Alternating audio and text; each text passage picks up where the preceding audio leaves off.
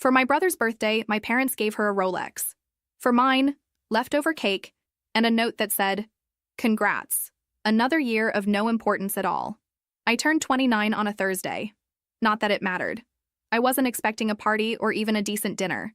But a part of me, some pathetic inner child clinging to old scraps of hope, thought maybe this year would be different. 3 weeks earlier, my brother had turned 24. They rented out a rooftop lounge for the night, with skyline views and a professional photographer capturing every fake smile. There were waiters in black vests, a signature cocktail named after him, a playlist curated by an actual DJ. I remember standing at the edge of the crowd, unnoticed, watching him unwrap a box the size of a brick. Everyone gasped when he pulled out the Rolex. It was a steel one, with a deep green face, the kind people post on car dashboards to show they've made it, the kind that said, "You are important. You are loved." I remember the way my father clapped him on the back, laughing like they were equals now, like the baton had been passed. My mother kissed his cheek, her lipstick still perfect, and called him her young man. I stood there holding a plastic flute of champagne, unsure whether I was even in the frame of the group pictures. No one asked me to be. No one noticed when I left early. So I don't know why I felt any surprise this morning when I woke up to silence. Not a knock, not a message. I scrolled my phone, a generic HBD, from an old classmate I hadn't seen in 4 years, and a calendar notification reminding me of my own birth. I didn't cry. I didn't scream. I got up, brushed my teeth, and sat at my tiny kitchen table, staring at the cracked formica while my oatmeal went cold. Around noon, a knock at the door startled me. I opened it to find a paper bag on the mat. No ribbon, no card, just a bag from the bakery down the block. I peeked inside and found a single cupcake, the frosting half smashed against the paper, like it had rolled around in someone's backseat. There was a folded napkin taped to the top. The writing was unmistakably hers. Parabens per dispergisar mais humano. I read it 3 times. Then again. The handwriting was careful, the kind she used for grocery lists or appointment reminders. No smiley face, no love mom. Just that. Congratulations on wasting another year. I took the cupcake out and stared at it for a while. Chocolate. My least favorite. I could smell the artificial vanilla in the frosting, already slightly crusted from the cold. I placed it on a plate, positioned it next to the napkin, and stepped back. The lighting wasn't great, but it didn't matter. I took a photo. Then I opened the album on my phone and scrolled back to that rooftop party, the one with the Rolex and the champagne tower and the 24 people singing his name. I selected the best shot. My brother holding up the watch, both my parents beaming beside him. My mother's hand was on his arm. My father looked proud enough to explode. I opened a collage app. Left side, him, watch gleaming, cake the size of a carry-on bag. Right side, me, alone in my kitchenette, with the sad cupcake and that napkin. I didn't add any filters. I didn't fix the lighting. I just added the caption. Same parents, different priorities. Guess who the favorite is? I posted it on my story, and then, after a pause, on my main feed. I stared at the screen, heart thudding harder than I expected. A second later, I turned off my phone. Not out of fear, out of exhaustion. I wasn't looking for sympathy. I wasn't even sure why I did it. Maybe I just wanted proof, something outside my own memory, outside the excuses I've been spoon-fed for years. You're older. You're more independent. You never ask for anything. You're too sensitive. I waited for the guilt to hit me. It didn't. At 5:30, I went over to their house like I was expected to. I wasn't sure why I still honored these silent obligations. Maybe because I knew they wouldn't come to me. Maybe because I wanted to see if they'd mention the post. The door was open when I got there. I walked in without knocking. He was already home, fresh from the gym, judging by the tank top and water bottle. My mother was chopping vegetables, humming to herself. My father was on his laptop in the dining room, as usual. None of them looked up. I hovered in the hallway for a second longer than necessary. Finally, my brother glanced over his shoulder. "Hey," he said casual. "Happy birthday." My mother murmured something that sounded like, "You're here," and went back to slicing carrots. No hug, no candle, no card. I didn't even know if they remembered the year I was born. Dinner was quiet. My father asked how work was going, not listening to the answer. My mother talked about traffic. My brother mentioned a promotion he might get. I chewed slowly, thinking of the caption again. Same parents. Different priorities. I left after 28 minutes. That number felt right. Almost symbolic. 1 minute for each year I'd been pretending none of this mattered. When I got home, I turned my phone back on. 57 notifications. 3 missed calls. 4 DMs from cousins I barely spoke to.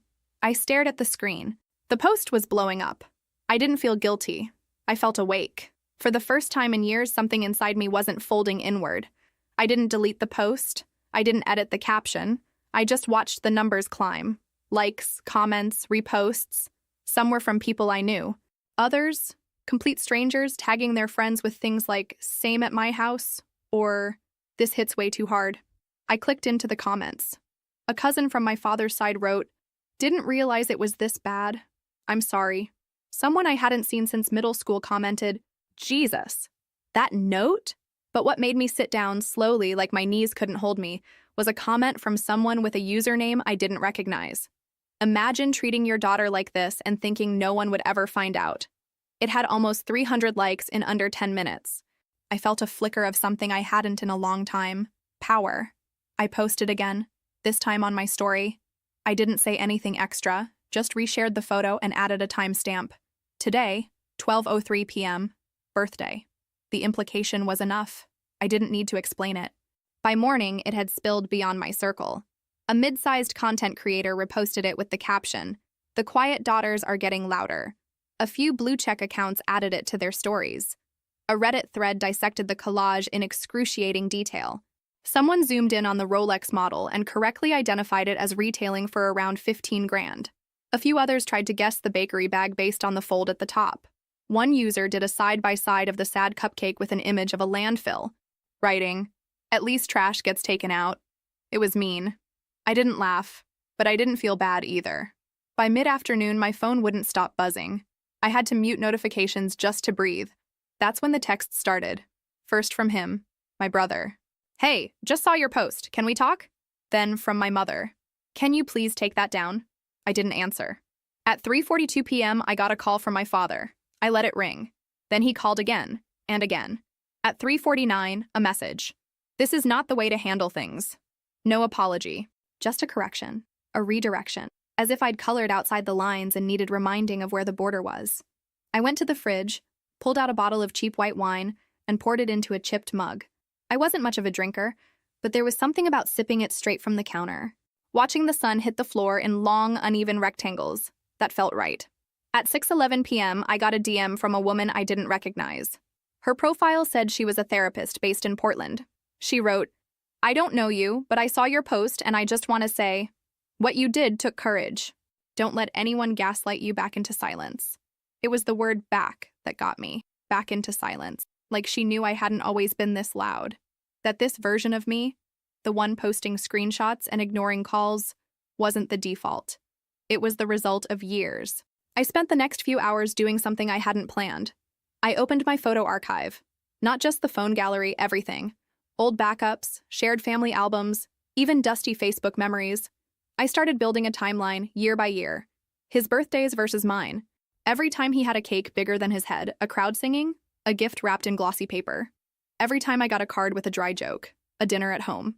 1 year, just a text. I started dragging them into folders.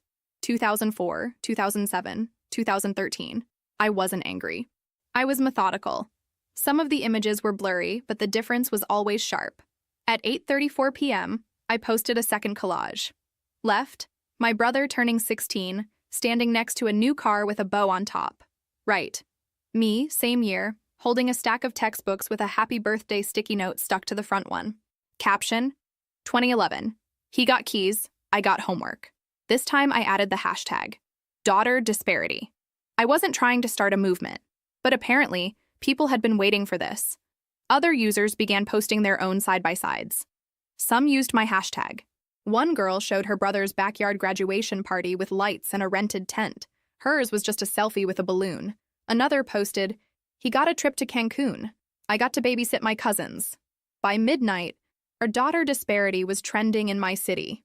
I lay in bed, lights off, screen glowing, heart quiet but steady. I didn't feel guilty.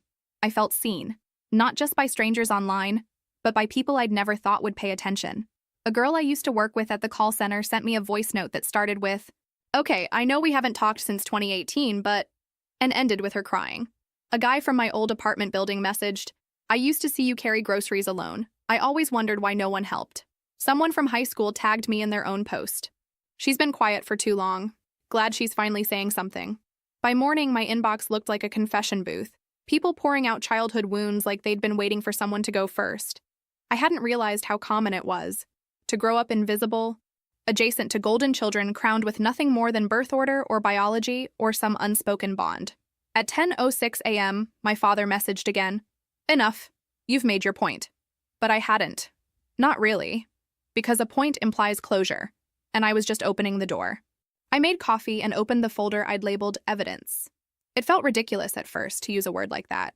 But what else was it, really? Each image, each clip, each time-stamped moment, proof that I hadn't been exaggerating or overreacting or inventing things in my head. I started curating the next post. I didn't want rage. Rage was expected. I wanted precision. This time, I chose 5 images, each one from a different year. His 10th birthday at a trampoline park with 20 kids and a 2-layer cake. My 12th, sitting alone with a grocery store cupcake, the candle leaning sideways. His graduation dinner at a steakhouse, family lined up in dress clothes. My graduation? A takeout box and a phone call that lasted under 3 minutes. Him at 19 with a MacBook and a "You deserve the best" card. Me at 21 getting handed a used purse that was still in good condition. I formatted it like a timeline. No filters, no emojis, just facts. Caption, same house, same parents, same last name, entirely different treatment. It was up for less than 15 minutes before my phone rang. Private number. I let it ring. Then it rang again. I picked up on the 3rd try. "Enough!" My mother's voice snapped through. No hello. No pause. Just that one word, like a threat and a plea tangled together. I didn't answer right away. I wanted to hear what she'd say when no one interrupted. "I don't know what you think you're accomplishing," she went on. "Embarrassing your family online? For what? A few likes?" "For the truth," I said. "The truth?" Her voice cracked. "The truth is, you've always been difficult. Always. You were never satisfied with anything. You gave me a cupcake in a paper bag." She went quiet. I could hear the faint clicking of dishes in the background. Maybe she was in the kitchen. Maybe she wasn't even alone. Then, sharply, "You think this makes you look good? Posting all this? You look bitter, like a jealous little girl." "I was a little girl," I said. "You just didn't notice." She hung up.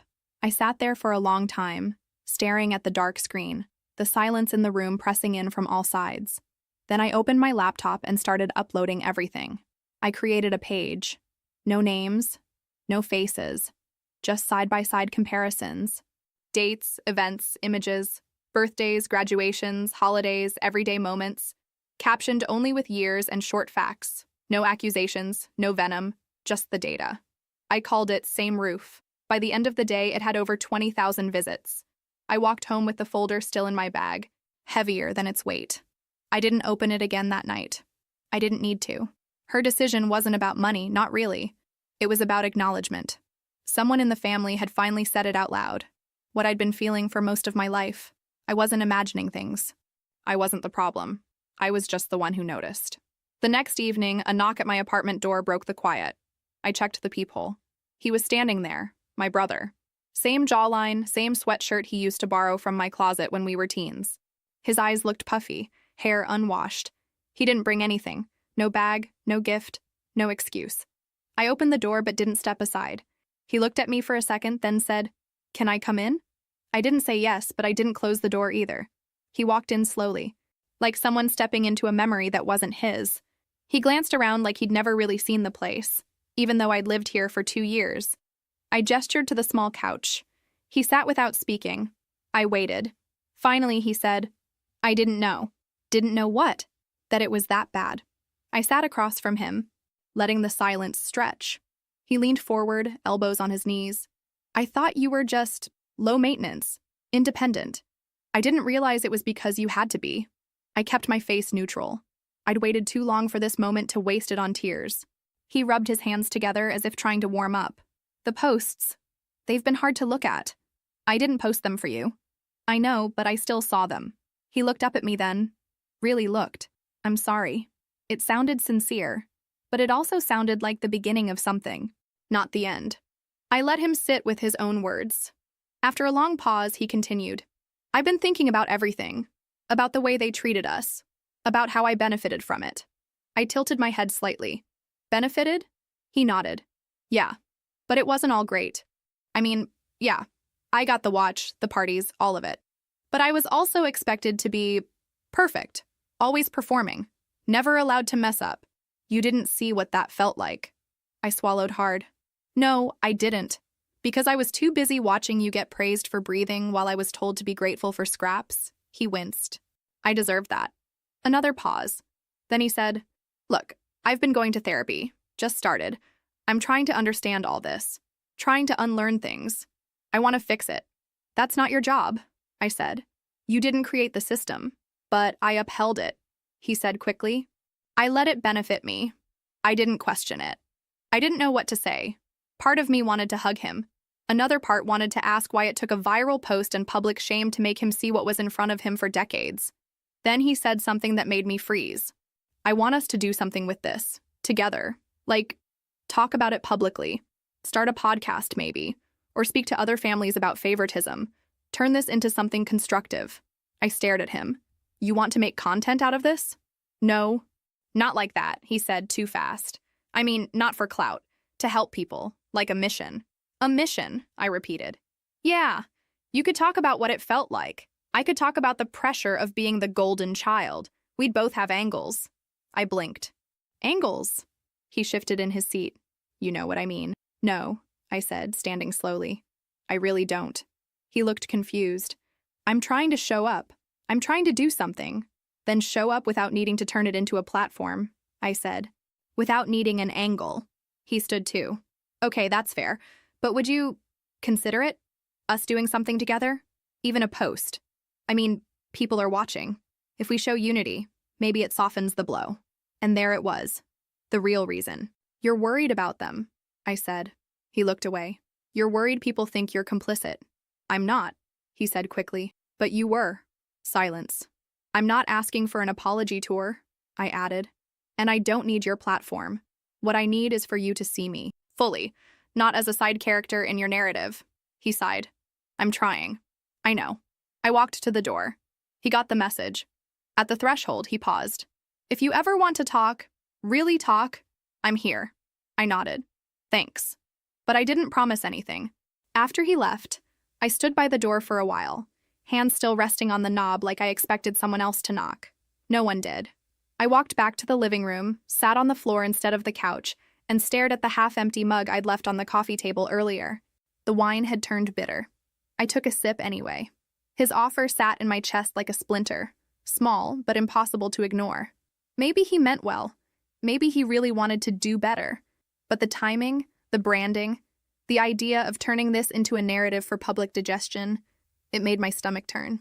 It felt like another performance, a rebrand. Clean up the mess, polish the edges, say the right words in the right tone. He wanted unity, but only if it made him look like an evolved man, an understanding brother. I didn't want understanding. I wanted accountability. That night, I reopened the messages I'd been avoiding. One in particular caught my eye, from a woman whose name I didn't recognize, but her last sentence made me stop scrolling. They'll come in stages. First denial, then outrage, then they'll try to buy silence. Don't fall for it. It felt prophetic, because the next morning I opened my inbox to find an email with an attachment. Subject line, for your birthday, from Mom and Dad. I stared at it for several minutes before clicking. Inside was a scanned letter, typed and signed. The language was polished, clinical, the kind of apology that sounds like a press release. They admitted that feelings may have been hurt, and that certain gestures might have been misinterpreted. There was no direct mention of the napkin, no reference to the Rolex, just vague acknowledgments dressed as accountability. At the bottom, a scanned image of a personal check, $15,000, same value as the watch. I laughed, out loud. It was sharp and humorless, as if respect could be purchased at face value, as if dignity could be matched to a monetary figure. I stared at the screen for a long time. Then I screenshotted the letter and the check, cropped out any personal banking info, and posted them with one line. Apologies that avoid the word sorry come with a price tag. I turned off the comments on that post. I didn't need the world's validation. I just needed the truth to be out there. unvarnished, and I needed them to see that I wasn't for sale. 15 minutes later, the phone rang again. Her name flashed across the screen this time. I let it ring. She texted next. That was a gesture, a peace offering. Don't twist this. Twist? I read it again. Then again. That was when it hit me. She still thought she was in control of the story. She thought I was emotional, reactionary, that she could reframe this like she'd done 100 times before. Family disagreements, misunderstandings, a daughter prone to overthinking. She didn't realize I'd left that role. I typed, deleted, retyped. Then I finally sent one sentence. You don't get to define peace when you've been at war with me for decades. No response came. That evening, someone else texted me.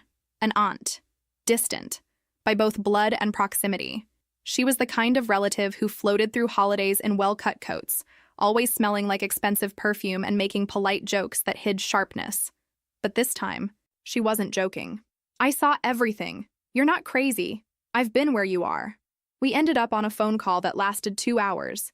She told me stories, things I'd never heard before, about how she was treated growing up, about the hierarchy that had always existed in the family, about how some of them wore it like a crown, while others, like her, just learned to shrink. They'll go through phases now, she said, voice calm. First, they'll deny it all. Then they'll get angry. Then they'll try to erase it, rewrite it. Finally, they'll act like they've accepted it, but only in a way that makes them the victims.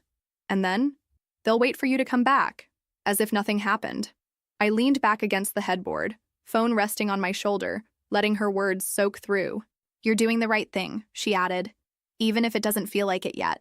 It feels like I'm setting fire to everything, I said. No, she replied. You're just refusing to keep sweeping ashes under the rug.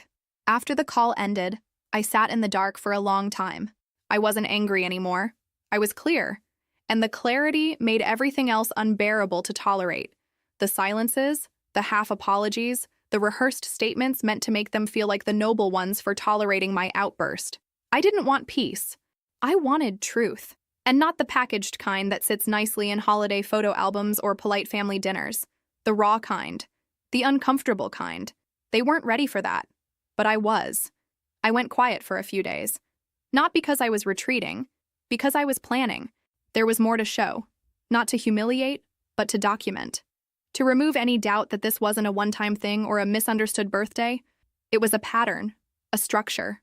Brick by brick, layered over years, held together by denial and favoritism. So I kept posting. Not daily, just enough to maintain the thread. Each post was calm. No sarcasm, no rage, just the images side by side. His Halloween costumes handmade by my mother, mine always a rushed afterthought. His bedroom painted and redecorated 3 times before he turned 15. Mine still with the wallpaper that came with the house when I was 9. His first car versus my secondhand bus pass. One post stood out. I shared a school photo of him at age 10, next to one of me at the same age. In his, he's wearing a blazer and tie. His hair styled, the background one of those expensive gradient ones. In mine, my collar is wrinkled, my expression unsure, the background plain gray. The caption just read, same year, different effort. It exploded. People began tagging each other, sharing their own comparisons. The hashtag took on a life of its own. I didn't interact much. I wasn't trying to lead a movement, but I didn't stop it either. At work, things changed. I walked into the office the following Monday expecting the usual awkward glances or, worse, forced silence. What I got instead was a message from my supervisor. Hey, can we chat for a few minutes in the conference room? I prepared myself for the worst. HR involvement, a professional reprimand, some clause in the employee handbook about personal conduct or social media professionalism. Instead, when I sat down, she smiled. First off, I just want to say, I saw the posts, she said, and I think a lot of people did. I stayed quiet, unsure what direction this was going. We had a team meeting last week, she continued, and marketing brought you up. Me? I asked. Cautiously, she nodded. Your storytelling, your visual framing, the way you built a narrative across platforms.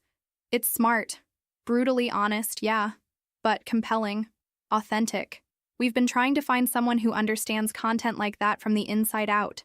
I blinked. She smiled wider. We're restructuring some roles. I want you to come lead creative strategy on the next campaign. It's a step up, more responsibility. Better pay. Think about it. I left the room stunned. I'd been at the company for 3 years. Worked hard, kept my head down, met every deadline, avoided every complaint. But none of that ever got me noticed like this. Not until I stopped shrinking. By the time I got home that evening, I had 3 new messages.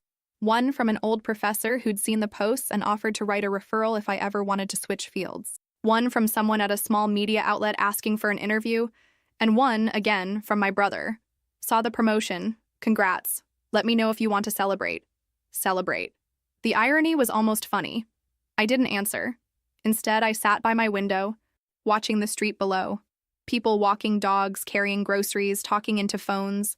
Normal lives. No curated narratives. No napkins folded into insults. I thought about the version of me that would have said yes. That would have shown up at dinner pretending things were fine. That would have smiled when handed crumbs and called it love. She was gone. The next day, I received another message from my aunt, the one who'd called me weeks ago. This time, she wasn't offering validation. She was warning me. Your mother's been spinning her own story. Said you edited the photos, that you're being dramatic, that you're ruining the family's reputation. Be careful. I felt a strange calm reading it. Of course they were reframing. That was the final stage, wasn't it? Denial, anger, bargaining, fake apology. And now, victimhood. I replied, thanks for the heads up. I'm not surprised. She sent back, they're not used to someone refusing to play along. That's what's really upsetting them. I didn't reply.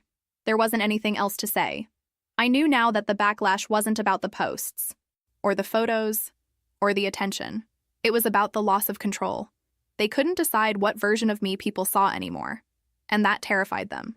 Because for years, they'd depended on silence. On the polite kind. The kind dressed as maturity. They'd mistaken my quiet for compliance. My distance for peacekeeping. They never considered that I was watching, recording, remembering. And now, the narrative wasn't theirs to control. 2 days later, they showed up. I was coming back from the market, a bag of oranges in one hand, when I saw their car double parked outside my building. My father leaning against the passenger door. My mother pacing in heels far too impractical for the sidewalk. I could have turned around, walked down the block, circled until they gave up. But I didn't. I kept walking, slowly, deliberately. My mother spotted me first. There she is, she said too brightly. Like we were meeting for brunch, not months into a public family implosion. I didn't answer. We've been calling, she added, tone dipping. I know. My father cleared his throat. Can we come up? No. He flinched slightly but recovered. Then can we talk out here? I said nothing, just stood there holding the oranges. She took a step forward. We want to make this right. I almost laughed. You think standing on a sidewalk with matching concern faces is going to fix 30 years of this?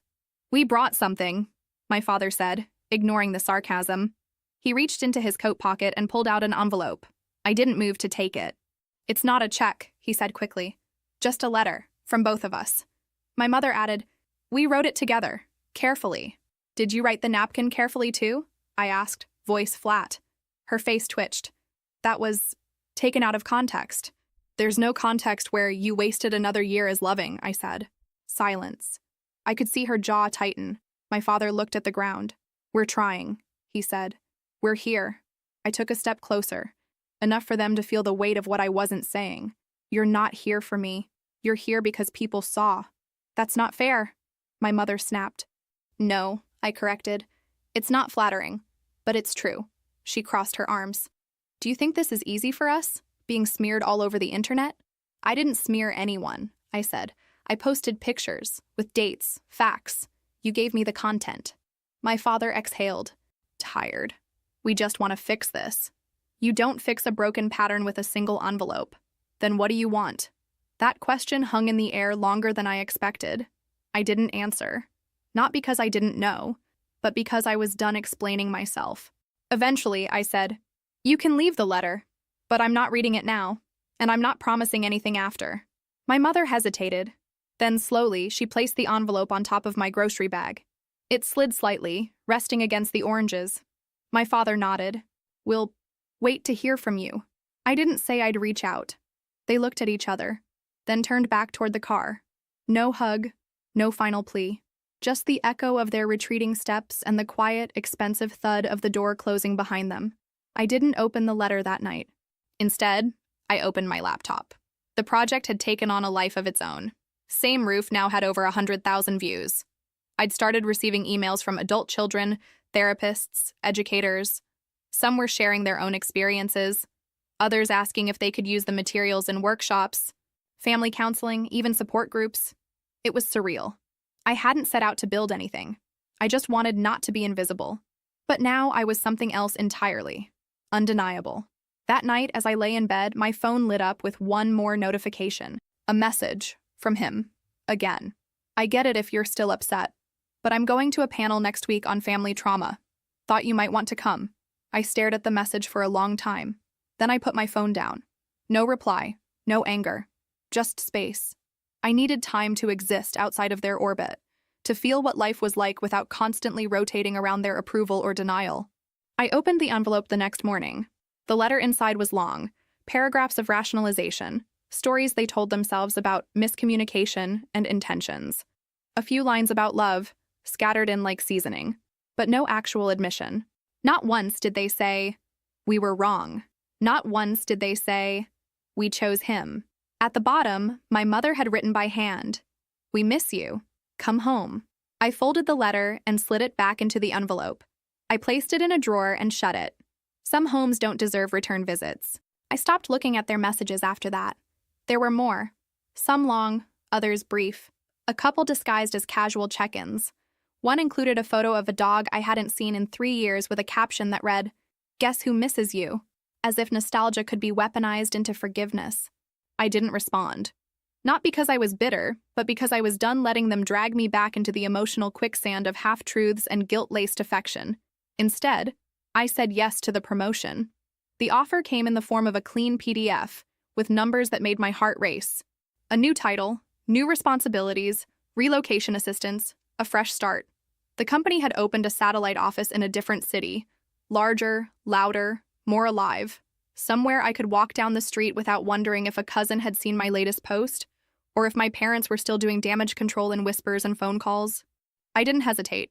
I signed. The move happened quickly. 1 week of sorting, packing, calling utility companies, and breaking the lease on my apartment.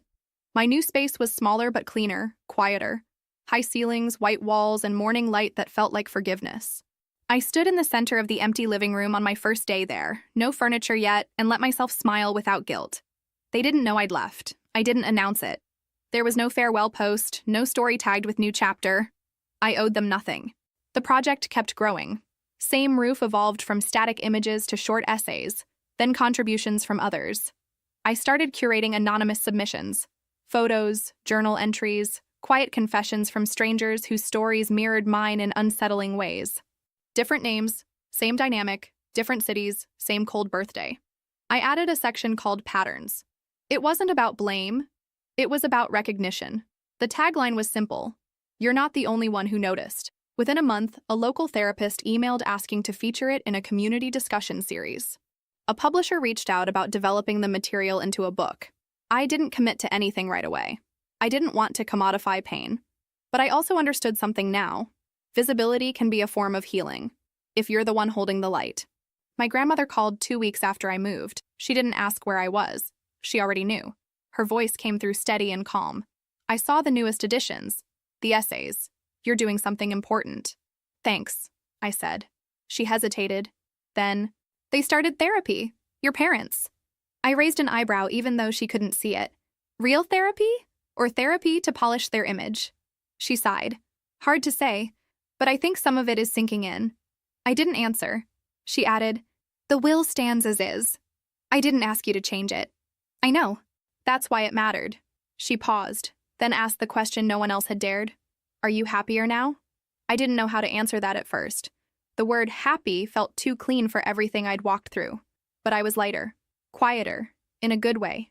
I no longer had to scan every interaction for hidden insults or swallowed resentment. My space belonged to me. My voice did too. "I'm not pretending anymore," I said.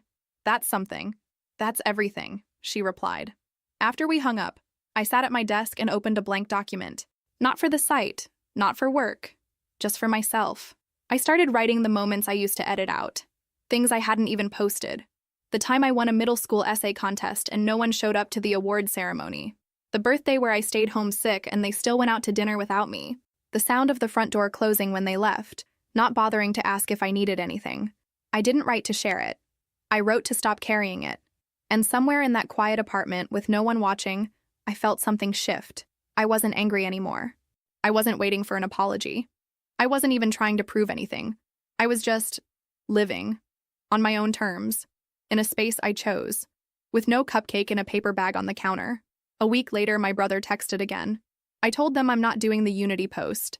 I think that upset them more than anything you wrote. I didn't reply, but I felt something settle. He was learning, slowly. Maybe he'd always needed permission to see things clearly, or maybe he was just tired of pretending too. Later that night, he sent another message. I'm starting over too. I read it twice, then locked my phone. Some healing doesn't require matching timelines. It just requires distance. And for the first time, I wasn't running from anyone. I was walking toward myself. I started to notice things. Small things, like how the coffee in my new kitchen tasted better, even though it was the same brand. How silence wasn't heavy here. How my body stopped tensing whenever I opened messages. How I could wake up and not brace for anything. Not pity. Not obligation. Not manipulation. The space I had created, physical, emotional, digital, wasn't just a pause. It was a boundary. And for the first time in my life, it was being respected. Mostly. They hadn't reached out again. Not directly. But I heard things. From my aunt. From the cousin who used to like all my posts, and now just sends the occasional silent heart emoji. Apparently they'd started therapy. Real sessions. Weekly. My father with someone his company recommended. My mother with someone she could trust not to judge. I didn't ask for details. I didn't need to know whether they were unpacking or just repackaging. I already knew the difference. According to my aunt, it began after the third article about Same Roof was published. This one in a national outlet. No names, no locations, just a headline that read, "What happens when daughters stop pretending?" They'd read it, of course. My mother apparently called it an attack. My father called it an overcorrection. They were still trying to center themselves in a narrative that had already moved past them. Meanwhile, my brother had kept his word. We didn't talk often, but the silence between us didn't feel hostile anymore. Just respectful. A quiet acknowledgement that we were building different lives now, not ones meant to run parallel. He sent updates sometimes. A photo of a book he was reading. A line from therapy that stuck with him. A screenshot of a message he'd received from an old friend who said, "Hey, that thread you shared helped me realize a lot about my family too." He wasn't trying to be a hero anymore. He was just trying. It was enough. A month after my move, I found myself walking home from work late one evening, the city buzzing around me. I stopped at a corner where a violinist played something slow and haunting under a street lamp. I stood there longer than I meant to, letting the music fill something I didn't know was still empty. That night, I wrote again. Not for the site, not for work, just for myself. I wrote about absence, how it lingers longer than presence sometimes, how you can spend years filling a void only to realize it wasn't yours to fix. I didn't post it. I just saved it. 2 days later, my grandmother called. We hadn't spoken in a few weeks. "I'm visiting next month," she said. "Just for a weekend. No pressure." "I'd like that," I said. And I meant it. She hesitated. "They know I'm going." I waited. "They asked if I was going to convince you to forgive them." "And what did you say?" "I told them I'm not going there for them." Silence again. Then she added, softer this time, "You know they still don't understand what they did, right?" "I know," I said. "But I'm starting to understand what I won't allow anymore. That's enough." She didn't argue. Before she hung up, she said, "You remind me more of my mother than your own." It felt like a compliment, a real one. A few days later, I received an envelope in the mail. No return address. But I recognized the handwriting immediately. Inside, a photo of me at 7 years old, standing beside my brother at his birthday party. He's in a blazer. I'm in a wrinkled dress, holding a balloon that's half deflated. There's frosting on my hand and no cake in front of me. Taped to the back of the photo was a small note. I looked through the albums. I see it now. No signature. But I knew who it was from. I didn't call him. I didn't reply. But I placed the photo on my desk, not as proof, but as closure. Some truths don't need to be screamed. They just need to be witnessed. At work, I was thriving. The campaign we launched had the best engagement numbers in the company's history. My team started calling me the story architect. I didn't correct them. It felt earned. I was finally using my voice, and people were listening for the right reasons. One afternoon, I stayed late to help a junior designer finish a pitch. She was 22 and nervous and trying to impress the room. After we wrapped, she lingered. "Can I ask you something?" she said. "Sure. That site, same roof. That's yours, right?" I hesitated, then nodded. She smiled, but not the performative kind. "I found it last year." Helped me explain things I didn't have words for. "So, thank you." I swallowed hard. "You're welcome," I said. "And you're not alone." That night, walking home, I realized something. They could call it an attack. They could call it an overcorrection. They could even call it betrayal. But I knew what it really was. It was the first time I chose myself and didn't apologize for it. And I wasn't going back. 6 months passed. Not quietly. There were still aftershocks. Mentions in articles, invites to panels, messages from strangers who somehow knew parts of my story better than some relatives ever had. But the noise didn't feel invasive anymore. It felt like the wind that follows a storm, not violent, just real. In my new city, life had become ordinary in a way that felt like luxury. I knew which grocery aisle had the best fruit. The barista at the corner cafe started remembering my order. I bought a couch that didn't wobble. I planted herbs in a windowsill box and watched them grow.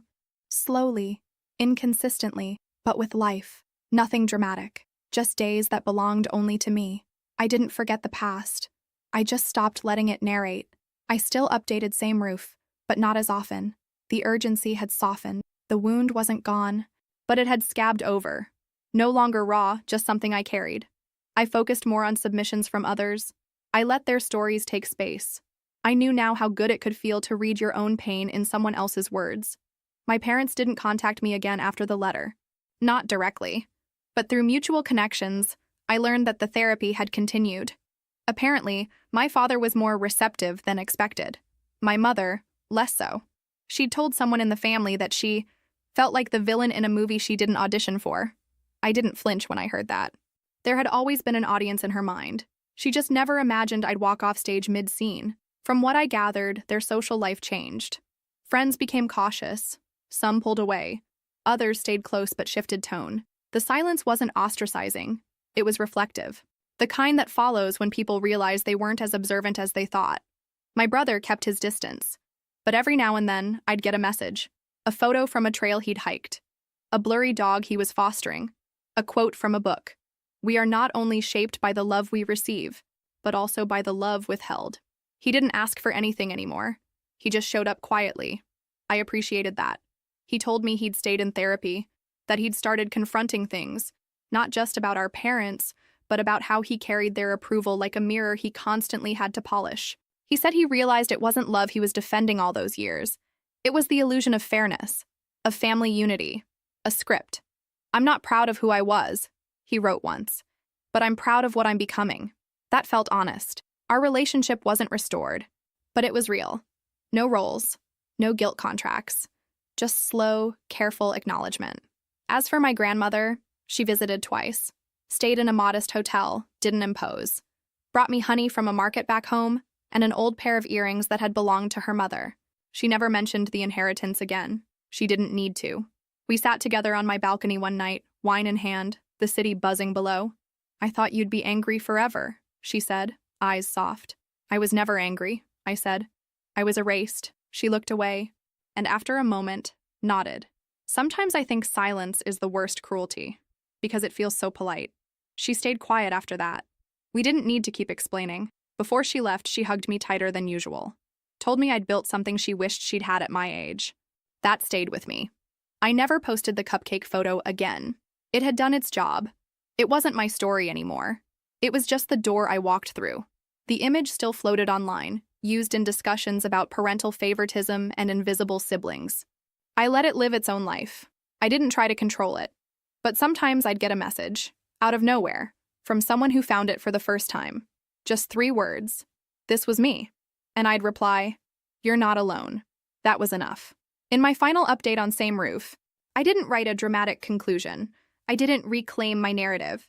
I didn't offer advice. I simply wrote, Some of us are not the black sheep, we're the mirrors. And some families will never forgive you for reflecting what they refuse to see. Then I closed the laptop. I kept living, quietly, fully, and I never once looked back.